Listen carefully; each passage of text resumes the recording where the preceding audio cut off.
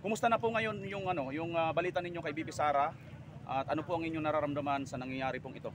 Pare-pareho lang po tayo lahat ng katayuan, lahat tayo nakaasa sa mga statements nila sa pahayagan. Ang sa akin lang, I'm here to express support tsaka solidarity, lalo na kay Atty. Lopez, kasi hindi natin gusto mangyari to kahit kanino siguro.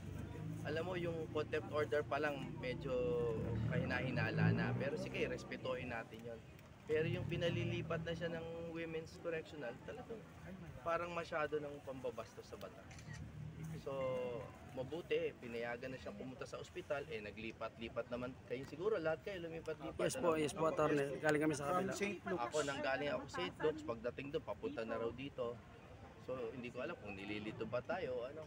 So, I'm here as a Filipino to support the rule of law. Hindi lang po tao ang sinusuportahan ko. I'm here to uphold the rule of law. Speaking of rule of law, attorney, ito po yung tanong ko. Marapat ba ang nangyayari na ito na isang convicted criminal ang magpakulong sa isang abogado na hindi pa naman sentensyado? Hindi. Una sa lahat, hindi na nga natin kailangan pag-usapan yung pagiging convicted criminal niya. Kumbaga para sa akin, to be fair, hiwalay na usapin yun. Pero that falls into her fitness or unfitness to be a congressman. Ibang usapan yon. Ang question is, ang congressman ba, na parang wala naman yatang nangyaring committee voting o kahit ano, ay pwedeng ipakontempt ang isang tao na parang wala namang maling sinasabi, tapos ipalipat sa Women's Correctional, parang sobrang grave abuse of discretion. So, palagay ko alam naman po ni BP Sara ang susunod na mga legal steps to take. Siya naman po ay abogado. Problema talaga, itinaon pa sa weekend lahat. So, kawawa talaga si Atty. Lopez. So, for now, ito sa araw na to, ang magagawa lang natin, magpakita talaga ng pakikiisa. Alam mo, isang malaking problema, nakikita ko sa mainstream, wala talaga wala. Ako, yung nanay ko, mga tita ko, sinabi ko, pupunta akong veterans. Ang tanong nila sa akin, bakit? Anong meron? Hindi nila alam to. Tayo lang po na nandito sa echo chamber, ika nga na ito ang may alam na nangyayari to. Pero yung mga malalapit sa atin, sa buhay natin, hindi nila alam na may ganito kagrabing mga pagbabiolate na talaga ng Constitution. So ang trabaho po nating lahat is mahinahon na ipaliwanag sa mga pamilya natin kung ano po yung nangyayari. Nabanggit niyo po yung Women's Correctional.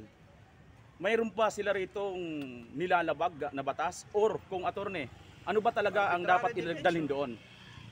Ano ba talaga ang mga dapat dalhin doon? Yung sentensyado na or Siyempre, 'di ba? Dapat 'di ba nga ang hindi mabuti sana kung may na-file man lang na kaso sa kanya para maging detainee man lang siya. Hindi naman kailangan sentensyado. 'Di ba? Pero si Atty. Lopez ay ano ba? May kaso bang nakapile sa kanya? Wala naman. She is a research person. Si research person siya.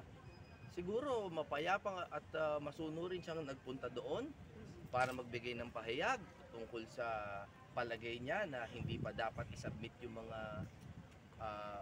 mga ino-audit ng mga dokumento.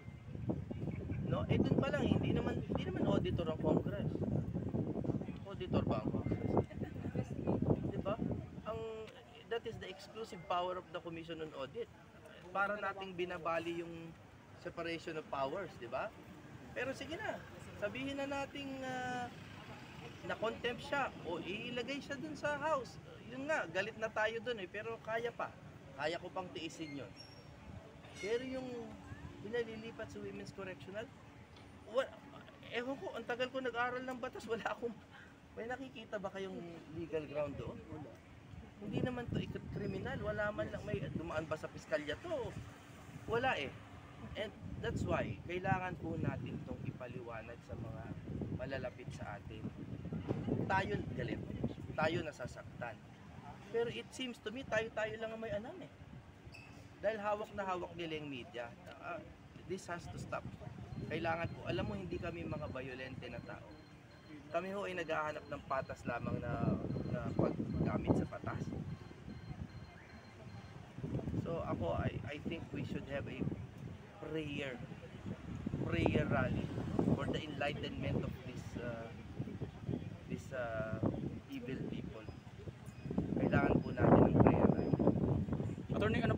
masasabi doon sa reaksyon ni BP Sara na ito daw po ay mukhang mayroong attempted homicide?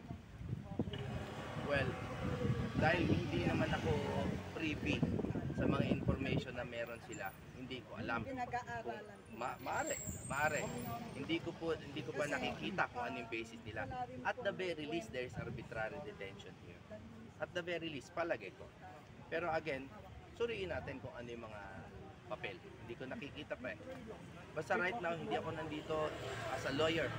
I'm here as a fellow citizen at ako ay nag-aalala na kung tuloy-tuloy na ganito yung andar ng gobyerno natin, parang 3 years, ganito pa?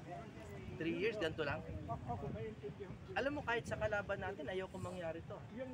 Kahit sa mga kinaiinisan natin dyan, ng mga tao na Meron po yan. sa kabilang panig ng politika, ayoko mangyari ito sa kanila. Ito, attorney. This is very wrong. Paalam nyo po sa mga kapitbahay nyo, mali itong nangyayari. Panghuling ano lang attorney, payo nyo na lang po sa mga viewers po natin, 11,357 na po tayo ngayon naka-live at sa iba pa pong mga kasamahan po natin, mga naka-live din. Ano pong inyong payo or inyong pong masasabi para po sa ating mga kababayan all over the world? Huwag nyo pong baliwalain yung panawagan ko na magdasal. That's our number one power, lalo na ngayong kayo'y nasa ibang bayan, yung mga malalayo. Number one. Number two, alam ko gusto natin lahat magalit, pero calm down. Mahaba ang laban, pag kayo ay nagalit ka agad, mahirap to. Number 3, stay in touch. Follow the page of the OVP, her public statements, kasi kailangan po isa lang ang kumukumpas. Mahirap po pag maraming driver ang sasakyan. Isa lang po ang nagmamaneho dito. At ito yung mga Duterte. Si VP Sara at si President Duterte. Kung ano po yung mga sasabihin nila, doon tayo makinig. No? So, pray, calm down, and keep in touch sa kumukumpas. Yun po ang aking payo, pati sa sarili ko yan ang payo.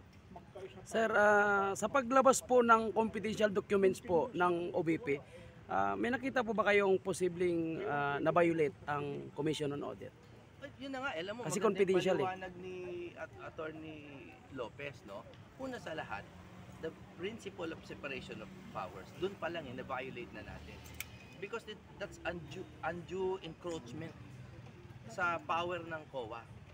Ang COA po ay ang may exclusive power to examine and to settle accounts, no? Hindi naman po auditor ang Kongreso. That's number one, encroachment yun.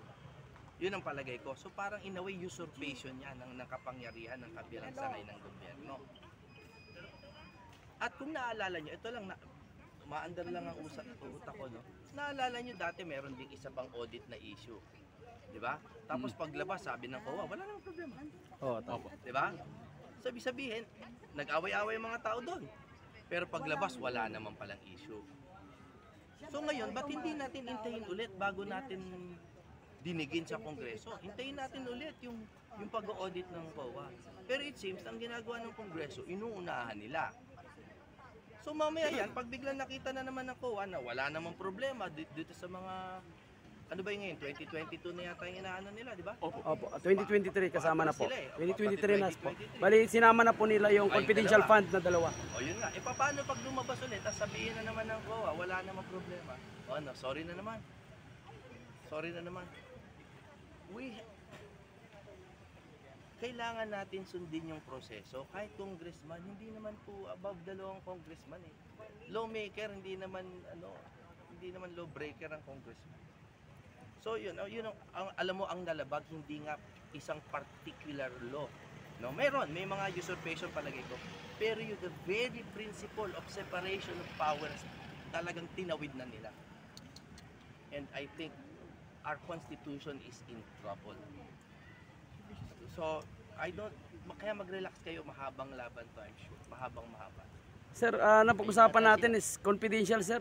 Pwede ba na Yun na nga, lahat, no? confidential Lahat na lang, na i-open na lang kasi confidential eh. Oo, Nilalabas eh. nila eh. Kasi alam mo, una sa lahat, hindi naman exclusive to the BP ang confidential. Madami. Lahat naman, kahit nga sa PAGCOR dati, may mga intel fund. Lahat naman ng opisina, congressman, meron yan. Oo. Pero bakit kanya yung binubuksan at parang may bahid ka agad ng mali siya? Tama pa, sir. No? Tsaka isa pa, confidential nga eh. Kung minsan yan, may mga masusunog ka ng mga informant. Bakit nyo palulutangin yung mga confidential na Identity. mga informant? No? So sa akin, malayo pa sa usapan yun para Oo. sa akin. Huwag muna nating hayaang ipakulong ang isang tao for merely doing her job. Nagtatrabaho lang siya, nagpunta lang siya to give a statement to, ayan, umuulan na. Umulan na, nagalit She ng was langit. there to explain. Tapos